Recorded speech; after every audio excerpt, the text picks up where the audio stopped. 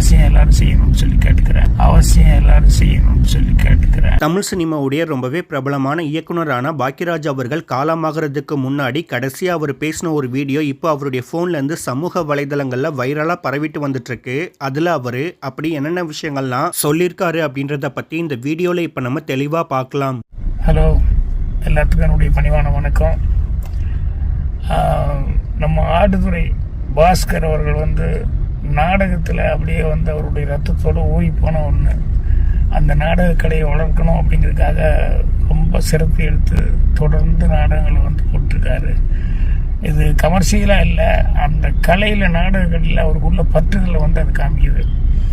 அவருடைய பொன்னியின் செல்வன், கடல் புறா, ராஜேந்திர சோழன், அப்புறம் வீரமங்கைவேல் நாச்சியார், பாசப்பா, இந்த மாதிரி நிறைய நாடகங்கள், அதில் நிறைய நாடகங்களுக்கு நானே போயிருக்கேன் சென்னையில்.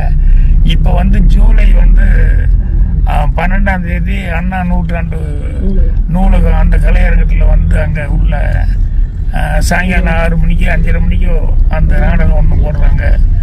கல்லணை கட்டிய கரிகால் சோழன்.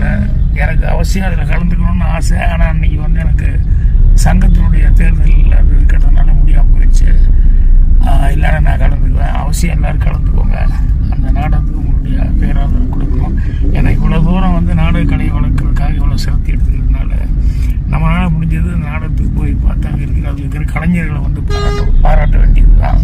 அவசியம் எல்லோரும் செய்யணும்னு சொல்லி கேட்டுக்கிறேன். நன்றி, வணக்கம்.